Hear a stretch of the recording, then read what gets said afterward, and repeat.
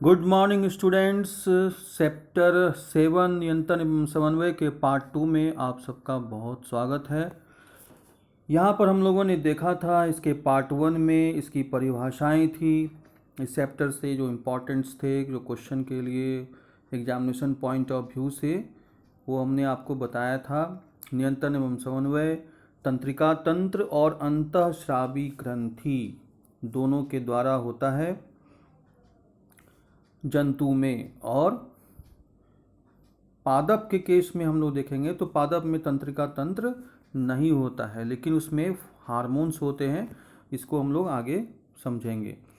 यहाँ पर उसके बाद हमने बताया था आपको नियंत्रण एवं समन्वय तंत्रिका तंत्र और सेंसरी ऑर्गेन्स। सेंसरी ऑर्गेन्स 5 तरह के थे और सबका अलग अलग कार्य था। इसके बाद हमने देखा था ये तंत्रिका कोशिका, न्यूरॉन्स की संरचना को इसे प्रैक्टिस कर लेना है, इसे अच्छे से बना लेना है। यह शरीर की सबसे लंबी कोशिका है। इसके बाद हम लोगों ने देखा था इसके विभिन्न भागों को और इसके परिभाषा। इसके बाद फिर ये सिनेप्स थे। सिनेप्स भी बहुत इम्पॉर्टेंट है। कभी कभी ये पूछा जाता है कि सिनेप्स किसे कहते हैं, तो यहाँ पर इसकी परिभाषा दी हुई है। आप लोग इसे यहाँ से नोट कर लिए होंगे तो इसे याद भी कर लेंगे। प्रतिवर्ती क्रिया भी आता है क्वेश्चन। और इसके बाद प्रतिवर्ती चाप भी हमने बताया था पार्ट 1 की वीडियो में। जो नहीं देखे हैं वो वहाँ से देख सकते हैं कि यह किस तरह से यह कार्य करता है। यहाँ से ग्राही किस तरह से ग्रहण करता है, मेरुरज्जु से होते हुए वह कार्यकर कोशिका, और इस तरह से वह कार्य करता है। कोई गर्म वस्तु छू जाने पर अपने आप उस अंग का पीछे हट जाना, ये प्रतिवर्ती चाप।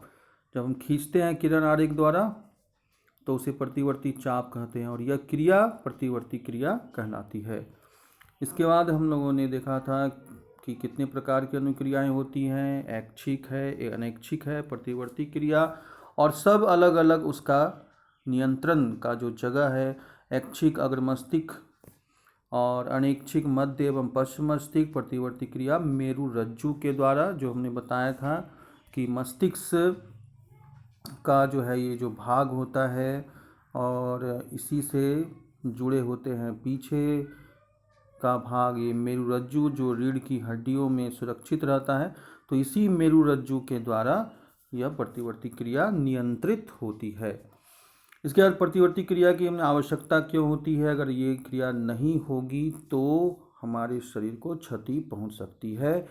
और इसके बाद हमने बताया था कि मानव तंत्रिका तंत्र के विभिन्न भाग, इसमें केंद्रीय, परिधीय, सीएनएस, सेंट्रल नर्वस सिस्टम,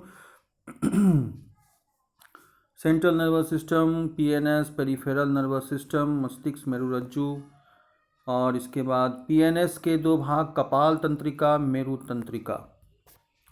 ठीक है, तो इसके बाद मानव मस्तिष्क के बारे में हम लोगों ने पढ़ा था। इसके 3 भाग, अग्र मस्तिष्क, मध्य मस्तिष्क और पश्चिम मस्तिष्क, और इसके विभिन्न भागों के कार्य कौन कौन से थे। इसके बाद मस्तिष्क के ये आकार, ये चित्र भी बनाना है और इसके विभिन्न भागों के नाम भी याद रखने हैं आपको, एग्जामिनेशन में पूछे जाते हैं। तो उम्मीद करते हैं आप लोगों ने यहाँ तक अपना काम फेयर कॉपी में कर लिया होगा और अब उसे तैयार करना है, याद करना है, टेस्ट के लिए प्रिपेयर रहना है। आज हम लोग देखेंगे कि मस्तिष्क एवं मेरुरज्जु की सुरक्षा, तो ये भी हमने बताया था आपको। तो ये मस्तिष्क की जो सुरक्षा होती है, यह सबसे ऊपर का जो भाग होता है मस्तिष्क का, जो हार्ड कवरिंग है, जिसे क्रेनियम भी कहते हैं, ब्रेन बॉक्स भी कहते हैं, उसके अंदर ही मस्तिष्क स्थित होता है। और मस्तिष्क और इस क्रेनियम के बीच में जो एक तरल पदार्थ होता है, वह मस्तिष्क को प्रघात से बचाता है, मतलब प्रघात अवशोषण का कार्य करता है। मेरुरज्जु हमने बताया था कि वह मस्तिष्क के ठीक पीछे वाला भाग, मस्तिष्क के ठीक पीछे वाला भाग जो रीढ़ की हड्डियों में सुरक्षित रहता है। यहाँ पर आप लोग देख सकते हैं कि यहाँ पर लिखा हुआ है कि मेरुरज्जु की सुरक्षा कशेरुक दंड या रीढ़ की हड्डी करती है। इसके बाद देखें तंत्रिका ऊतक एवं पेशी ऊतक के बीच समन्वय की क्रिया। तो जैसे कि कोई भी ज्ञानेंद्रिय है, सेंसरी ऑर्गन्स है, हमने बताया था, आँख है, नाक है, जीभ है, त्वचा है, तो ये इसके द्वारा ये संवेदी तंत्रिका से, सेंसरी न्यूरॉन से सूचना जाती है केंद्रीय तंत्रिका तंत्र को, मस्तिष्क को, और वहाँ से यह सूचना भेजी जाती है पेशी ऊतक को, और पेशी ऊतक संकुचित होकर कार्य करता है, मतलब उस अंग को उस जगह से हटाता है जो उससे नुकसान पहुंचाने की कोशिश करता है। जैसे गर्म वस्तु हम छू लेते हैं या कोई नुकीली वस्तु में चुभ जाती है, और यह जो सूचना जाता है, यह किसके द्वारा जाता है? प्रेरक तंत्रिका के द्वारा। तो ये प्रेरक तंत्रिका है, ठीक है, मोटर न्यूरॉन्स, और ये संवेदी तंत्रिका सेंसरी न्यूरॉन्स, इसके द्वारा सूचना जाती है और इसके द्वारा सूचना आती है, ठीक है। तो नेक्स्ट हम लोग देखें इसमें विद्युत संकेत तथा तंत्रिका तंत्र की सीमाएं, ये किस प्रकार से कार्य करता है, इसके लिमिटेशंस क्या क्या हैं। तो विद्युत संवेग केवल उन कोशिकाओं तक पहुंच सकता है जहां पर जो यह तंत्रिका तंत्र से जुड़ी हुई होती है। एक बार विद्युत आवेग उत्पन्न करने के बाद कोशिका नया आवेग उत्पन्न करने से पहले अपनी कार्यविधि सुचारू करने के लिए समय लेती है, और इस बीच में वह रसायन द्वारा जो है वो संचरण होता है, केमिकल्स द्वारा संचरण होता है, हार्मोन के द्वारा संचरण होता है। तो हमारे शरीर में दोनों ही कार्य करते हैं, तंत्रिका तंत्र भी और अंतःस्रावी ग्रंथि द्वारा स्रावित हार्मोन भी।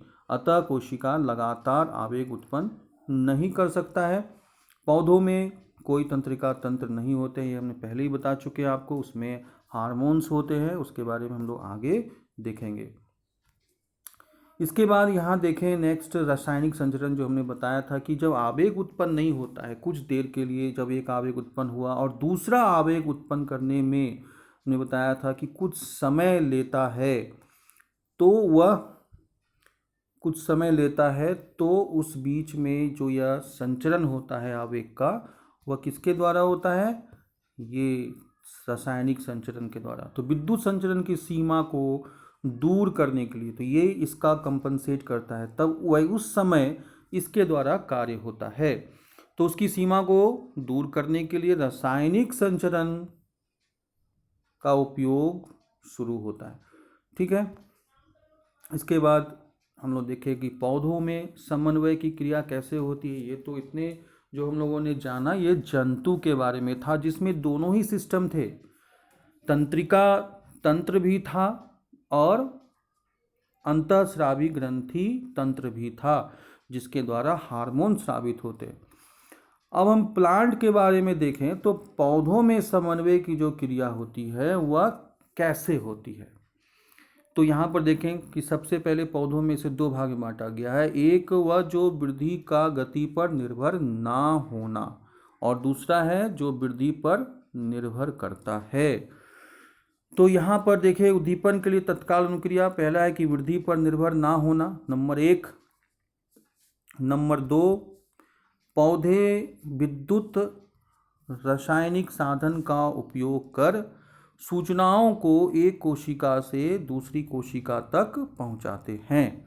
जो भी सूचना होती है, हमें बहुत सारी कोशिकाएं होती हैं शरीर के अंदर में, और ये जो पादप कोशिकाएं होती हैं वो जो कार्य होता है उसमें वो एक कोशिका से दूसरी कोशिकाओं तक ये सूचना पहुंचता है। उसके बाद देखें कि कोशिका अपने अंदर उपस्थित पानी की मात्रा को परिवर्तित कर गति उत्पन्न करती है, जिससे कोशिका फूल या सिकुड़ जाती है। तो पानी, जैसे कि वो स्टोमेटल भी देखें कि स्टोमेटा में हम लोगों ने देखा था कि उसके जो ओपनिंग्स होते हैं वो ओपनिंग खुलते हैं और बंद होते हैं।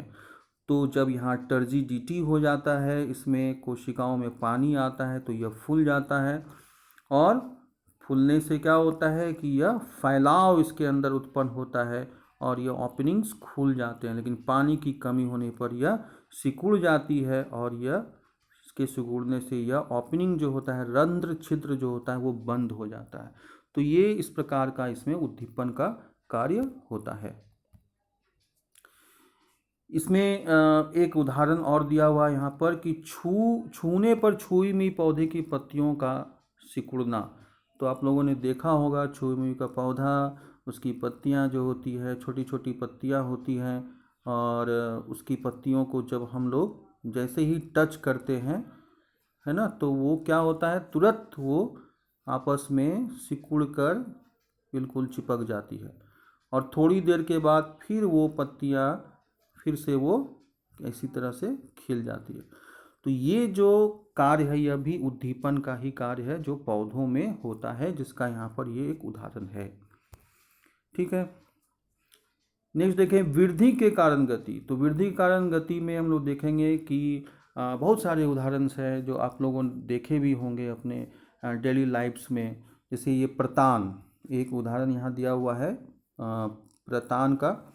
प्रतान का वह भाग जो वस्तु से दूर रहता है। बहुत सारे देखे होंगे आप लोगों ने लत वाले जो पौधे होते हैं, जैसे कद्दू है या ककड़ी है, तो उसमें जो है इस तरह से प्रतान होते हैं जो कि अगर कोई सपोर्ट उसके दूर में भी है, सपोर्ट कोई दूर में भी है तो भी वह उसके तरफ क्या करता है, वो मूव करता है, और वो सपोर्ट से वो क्या होता है, वो लिपट जाता है इस तरह से। तो यह भी एक कार्य है, इसका उद्दीपन का कार्य है। पादप में भी इस तरह की क्रिया होती है और आप लोग इसको देखे होंगे। तो यहाँ पर हम लोग देख पा रहे हैं कि वस्तु के पास वाले भाग की तुलना में वो तेजी से गति करता है, और जिसे प्रतान वस्तु के चारों तरफ लिपट जाती है। तो एक तो यह कार्य हुआ जो गति के अंतर्गत आ रहा है। दूसरा है प्रकाशानुवर्तन, प्रकाश की तरफ। सूरजमुखी का पौधा को आप किधर भी रख दें तो वह जिधर से वह प्रकाश आएगा वह उधर ही वह सूरजमुखी का जो पौधा है वह क्या होता है, उस तरफ ही उसका डायरेक्शन मुड़ जाता है, उस तरफ वो मूव कर जाता है। इसके बाद यहाँ देखिए गुरुत्वानुवर्तन। तो गुरुत्वानुवर्तन क्या हुआ, पृथ्वी की तरफ या दूर गति। जैसे कि कोई भी पौधा हम लगाते हैं तो इसका जो जड़ होता है वो हमेशा नीचे की ओर जाता है। तो यह गति जो है पादप के मूल का जो यह गति है यह गुरुत्वानुवर्तन का उदाहरण है। रसायनानुवर्तन क्या है, परागनली की अंडाशय की तरफ गति। तो परागनली में हम लोग देखें कि अगर कोई ये वर्तिकाग्र है, वर्तिका है, अंडाशय है, और इस पर जो है किसी पुष्प का परागकण आता है, और कुछ समय पश्चात यह अंकुरित होना प्रारंभ हो जाता है और इसमें पराग नलिका यह निकलने लगती है। यह पराग नलिका धीरे धीरे धीरे ये अंडाशय की ओर मूव करती है, और यहाँ पर वह नर युग्मक को जन्म देता है। ये नर युग्मक बनाता है दो, जो कि बाद में अंडाशय में स्थित युग्मनज का निर्माण करता है। इस यहाँ से अंडे के साथ यह फ्यूज़ करता है, और ये n प्लस n दोनों मिलकर पहले तो ये 2n बनाते हैं, और फिर 2n के साथ ये दूसरा जो नर युग्मक है यह फिर संयोग करके फिर बनाता है 2n plus n equal to 3n, trisomy भी कहते हैं इसको। तो यह डबल फर्टिलाइजेशन के केस में भी यह आता है ना, द्विनिषेचन क्रिया, पौधे में निषेचन की क्रिया इसी प्रकार से होती है। तो पराग नली, यहाँ पर हम लोगों ने देखा कि पराग नली की अंडाशय की तरफ जो गति हुई वह रसायनानुवर्तन का उदाहरण हो गया। जलानुवर्तन क्या है, पानी की तरफ जड़ों की गति। पौधे को हम जब लगाते हैं तो इसके जड़ नीचे की ओर मूव करते हैं, और पानी हम जानते हैं ज़मीन के नीचे के तल में होता है, और वहाँ तक यह जाने की कोशिश करता है। और बड़े बड़े जो वृक्ष होते हैं उसमें पानी देने की आवश्यकता नहीं होती है, क्योंकि वह स्वयं अपने जड़ को पानी के स्तर तक पहुंचा देता है, और इसीलिए वो हर मौसम में बिना पानी दिए भी हरा भरा रहता है। तो यह हो गया जलानुवर्तन का उदाहरण। इसके बाद हम लोग देखें पादप हार्मोन। तो पादप हार्मोन कौन कौन से हैं और उसके कार्य क्या है। तो पादप हार्मोन की यह परिभाषा होगी कि वह रसायन जो पौधों की वृद्धि, विकास व अनुक्रिया का समन्वय करते हैं, वो हो गया पादप हार्मोन। ठीक है, तो हम लोग देखें यहाँ पहला हार्मोन आपके सामने लिखा हुआ है ऑक्सिन। ऑक्सिन क्या है या क्या क्या करता है, तो एक एक करके आप इसे देखें। तो पहला है इसका, यह कोशिका की लंबाई में वृद्धि करता है। और यह कहाँ होता है, इसका लोकेशन क्या है, तो लोकेशन है इसका, एक मिनट, हाँ, ये हो गया लोकेशन इसका, शाखाओं के अग्रभाग पर यह बनता है। ये शाखाओं के अग्रभाग पर बनता है। और दूसरा है यह कोशिका की लंबाई में वृद्धि करता है। तो अग्रभाग को हम लोग समझे पहले इसको। अग्रभाग क्या है, जैसे कि कोई प्लांट है और प्लांट्स में हम जानते हैं कि जैसे कि वृद्धि होती है, ये प्लांट मान लीजिए पॉट में लगा हुआ है, तो धीरे धीरे धीरे इसकी लंबाई में वृद्धि होती है। तो जो ये इसका अग्रभाग होता है, यहीं पर बीजोत्तक ऊतक होते हैं, जिसमें लगातार कोशिका विभाजन होते रहता है और इसकी लंबाई बढ़ते रहती है। और यहीं पर यह हार्मोन पाया जाता है ऑक्सिन, जिसके कारण कोशिका की लंबाई में वृद्धि होती है, तो पादप की लंबाई में भी वृद्धि होती है। तीसरा है प्रकाशानुवर्तन में सहायक होता है, मतलब प्रकाश की तरफ इसकी गति होती है। दूसरा हार्मोन है यहाँ पर जिब्रेलिन। जिब्रेलिन का क्या कार्य है, यह तने की वृद्धि में सहायक होता है। तना जो होता है पौधे का, वो धीरे धीरे आगे की ओर बढ़ता है, इसकी लंबाई बढ़ती है, उसमें जिब्रेलिन मुख्य भूमिका निभाता है। उसके बाद यहाँ पर है साइटोकाइनिन। साइटोकाइनिन क्या करता है, कोशिका विभाजन को तीव्र करता है। तो कोशिका विभाजन क्या है, जैसे कि कोई एक पादप कोशिका है, यहाँ इसकी सबसे बाहरी तरफ क्या होता है, ये क्या कहते हैं, कोशिका भित्ति सबसे बाहरी, और इसके बाद इसके अंदर हो गया ये कोशिका झिल्ली, और इसके अंदर केंद्रक और बहुत सारे कोशिकांग होते हैं। ठीक है, तो ये पादप में जब विभाजन होता है तो यहाँ पर कोशिका पट्टी का निर्माण होना शुरू होता है। इसके कोशिका विभाजन को हम लोग जैसे कि स्टडी करते हैं तो स्टेप बाय स्टेप करते हैं, जैसे प्रोफेज, मेटाफेज, एनाफेज, टेलोफेज। तो यह प्रक्रिया धीरे धीरे जैसे स्टेप बाय होती है, उसका नामकरण उसी हिसाब से किया गया है। तो यहाँ कोशिका विभाजन को हम लोग शॉर्ट में समझेंगे, चूँकि यहाँ पर हार्मोन के कार्य को बताना है।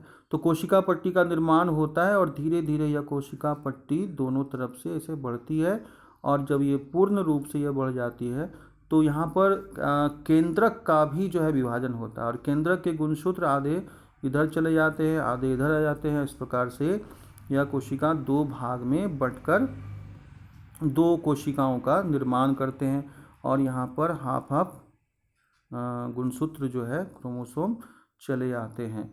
और यह फिर से रेस्टिंग इंटरफेज स्टेज में जब आता है तो फिर से यह जो है अपने गुणसूत्रों की संख्या उतना ही कर लेता है, और फिर से ये कोशिका भित्ति और कोशिका झिल्ली वगैरह सारे फिर से वो बन जाते हैं। इस प्रकार से कोशिकाओं की संख्या बढ़ते जाती है, पौधों की लंबाई भी बढ़ती जाती है। तो यह कार्य जो है साइटोकाइनिन का है कि यह कोशिका विभाजन को तीव्र करता है। उसके बाद यह फल एवं बीज में अधिक मात्रा में पाया जाता है। चूँकि फल और बीज मैच्योर होते हैं, वो पकते हैं, तो यहाँ पर भी इसकी आवश्यकता होती है। एफसीसी का हमने कहा क्या है, वृद्धि संदमन। संदमन का क्या मतलब होता है, उसको रोकना, धीमा करना, वृद्धि को धीमा करना। पत्तियों का मुरझाना, मतलब जब कोई भी पत्तियां पुरानी हो जाती है तो वह वहाँ से मुरझा जाती है और वो पत्ते जो है वो पेड़ से अलग हो जाते हैं। तो वृद्धि संदमन करता है, पत्तियों का मुरझाना, उसे पत्तियों का पौधे से अलग हो जाना, विलगन हो जाना, पतझड़ हो जाना। और इसको तनाव हार्मोन, स्ट्रेस हार्मोन भी कहते हैं। ये भी आप याद रखेंगे, ये भी प्रश्न पूछा जाता है कि स्ट्रेस हार्मोन या तनाव हार्मोन किसे कहते हैं, तो एब्सिसिक एसिड है।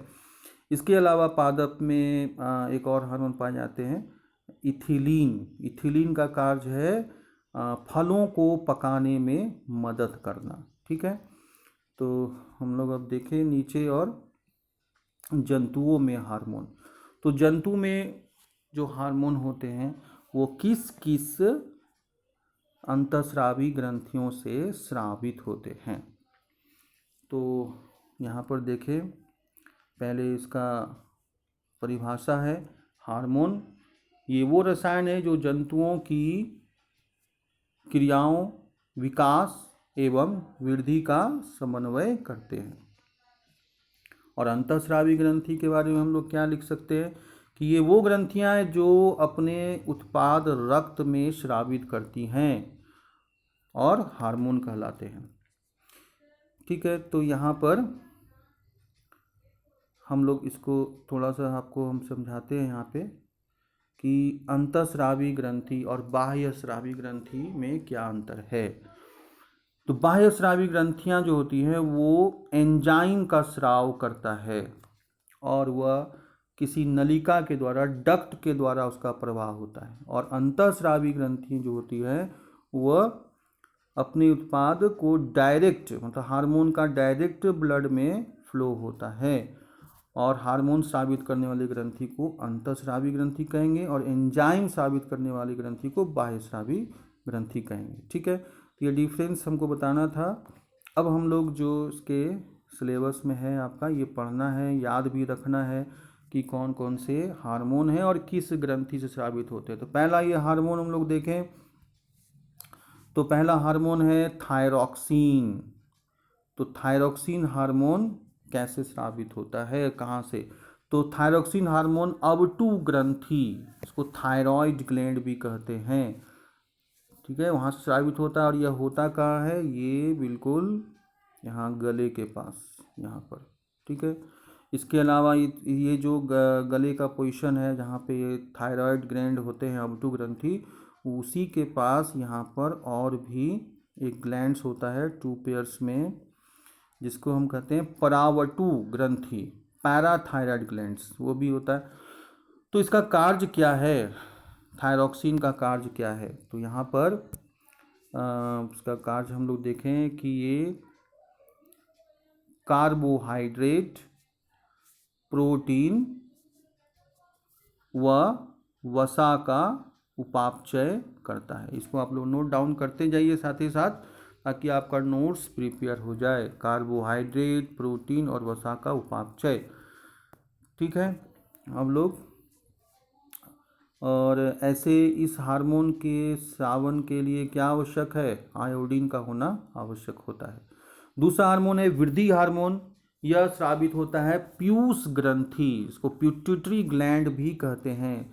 तो पीयूष ग्रंथि को मास्टर ग्लैंड भी कहते हैं, यह भी याद रखना है। मास्टर ग्रंथि किसे कहते हैं? पीयूष ग्रंथि को या पिट्यूटरी ग्लैंड को। यह स्रावित होता है मस्तिष्क में। ठीक है, और यह कार्य इसका क्या है? वृद्धि व विकास का नियंत्रण करना। ठीक है, नेक्स्ट है एड्रीनलिन। एड्रीनलिन जो स्रावित होता है वो अधिवृक्क ग्रंथि से, मतलब किडनी के ठीक ऊपर ये होता है। इस तरह से हम लोग देखें कि अगर ये किडनी बीन शेप्ड होता है और ये इस तरह से इसका यूरेटर, और यहाँ पे ये ग्लैंड्स होते हैं। किडनी एक जोड़ा होता है, तो यह भी एक जोड़े के रूप में यह रहेगा यहाँ पर इस पोजीशन पे।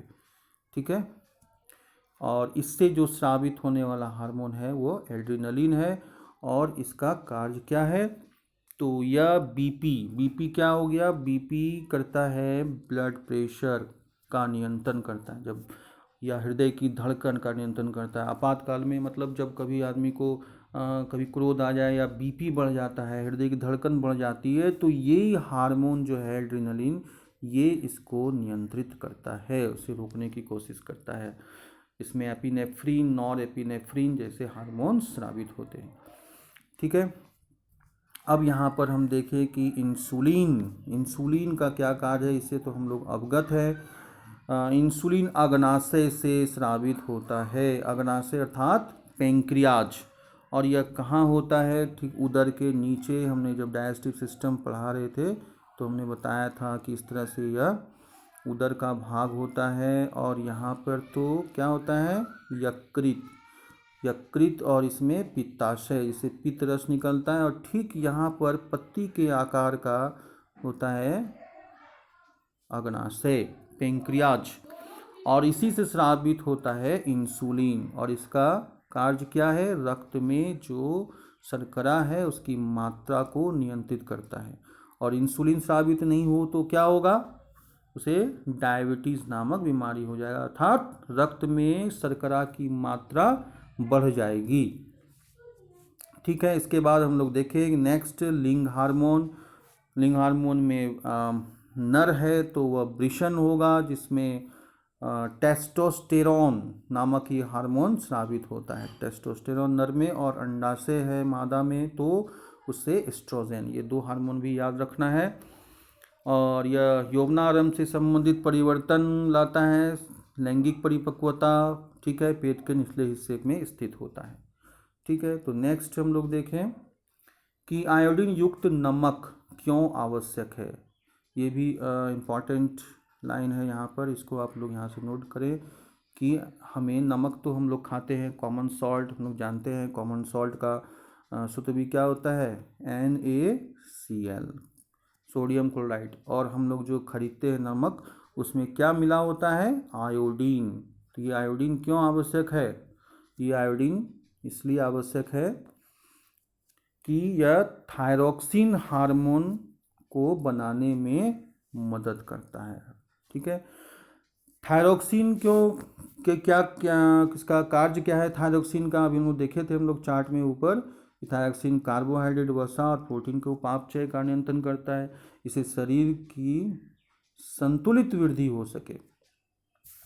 अतः अबटू ग्रंथि मतलब थायराइड ग्लैंड के सही रूप से कार्य करने के लिए आयोडीन की आवश्यकता होती है। और आयोडीन की कमी से कौन सी बीमारी हो जाती है, गॉइटर, जिसको हिंदी में क्या कहते हैं, घेंघा नामक बीमारी हो जाती है। दोनों ही टर्म याद रखना है, गॉइटर और घेंघा। और इसमें क्या हो जाता है, गला जो है वो फूल जाता है। और अगर अग्नाशय से स्रावित होने वाला इंसुलिन अगर स्रावित नहीं होगा तो क्या होगा, ये बीमारी होगी मधुमेह, डायबिटीज। इसमें क्या होता है, रक्त में शर्करा का स्तर बढ़ जाता है इंसुलिन की कमी से। तो ये कारण नीचे दिया हुआ है कि अग्नाशय ग्रंथि द्वारा स्रावित इंसुलिन हार्मोन की कमी के कारण होता है। इंसुलिन रक्त में शर्करा के स्तर को नियंत्रित करता है। इसका निदान क्या है, या तो आप टैबलेट्स खाइए, वॉकिंग कीजिए, फिजिकल एक्सरसाइज कीजिए, या फिर इंसुलिन हार्मोन का इंजेक्शन लीजिए यदि यह काफ़ी बहुत बढ़ चुका है तो। ठीक है, नेक्स्ट हम लोग देखें इसमें पुनर्भरण क्रियाविधि क्या है। तो हार्मोन का अधिक या कम मात्रा में स्रावित होना हमारे शरीर के लिए हानिकारक होता है। तो पुनर्भरण क्रियाविधि क्या, यह सुनिश्चित करती है कि सही मात्रा में और सही समय पर यह हार्मोन स्रावित हो। जैसे कि रक्त में शर्करा, हम जब भी भोजन करते हैं तो रक्त में शर्करा की मात्रा आती है, और जितनी मात्रा का उपापचय, जितनी मात्रा का जो है ब्रेक डाउन हमारी एनर्जी के लिए हो जाता है, हमारे यह डिपेंड करता है हमारा फिजिकल एक्टिविटी कितना हो रहा है। तो जितना खपना है वो फिजिकल एक्टिविटी में खप जाता है, बाकी जो रेस्ट अमाउंट रह जाता है शर्करा का, उसको जो है इंसुलिन आकर क्या करता है, इस ग्लूकोज को, शर्करा मतलब क्या हुआ, ग्लूकोज, और इस ग्लूकोज को वह ग्लाइकोजेन में चेंज कर देता है, ग्लाइकोजेन में बदल देता है, और वह जमा हो जाता है लीवर में या फिर बिलो द स्किन। ठीक है, इसके बाद हम लोग यहाँ देखें नेक्स्ट, रक्त में देखिए ये कार्य का ये दिखाया गया है। रक्त में शर्करा की मात्रा बढ़ती है, जैसे ही यह मात्रा बढ़ी है तो यहाँ पर क्या हुआ है, इसकी सूचना आई है कहाँ पे, अग्नाशय में। तो ये हार्मोन को स्रावित करने का ये एक्टिविटी दिखाया गया है कि रक्त में शर्करा की मात्रा बढ़ी, मतलब extra amount of glucose increases in blood, then it informs the gland pancreas, and pancreas secretes the hormone insulin। अग्नाशय इसको संसूचित करता है और यह क्या करेगा, इंसुलिन का स्राव करेगा, सिक्रेशन ऑफ इंसुलिन। और यह इंसुलिन क्या करेगा, वो रक्त में जो अतिरिक्त है ये शर्करा की मात्रा जो है उसको यह घटाएगा, उसको ग्लाइकोजेन में चेंज करेगा, और इसके बाद जब वो अपना काम कर चुका होगा तो फिर वो इंसुलिन का स्रावित होना बंद हो जाएगा। तो ये पुनर्भरण का जो है ये चार्ट फ्लो है, किरण आरेख द्वारा इसको दर्शाया गया है। यह पुनर्भरण की क्रिया विधि है। ठीक है, तो आप लोग इतना तैयार कर लें, तब इसके पार्ट 3 में हम लोग जो है इस चैप्टर से जो इम्पॉर्टेंट क्वेश्चंस है जो बोर्ड एग्ज़ाम में आते हैं उन सभी प्रश्नों को एक एक करके हम लोग देखेंगे और फिर उसका हल भी जानेंगे। तो आप लोग को जितना बताया गया है आप लोग पहले उसे नोट्स को फेयर कॉपी में तैयार कर लें। प्रश्नोत्तरी के लिए पार्ट 3 में हम लोग फिर मिलेंगे अगले क्लास में। तब तक के लिए गुड बाय।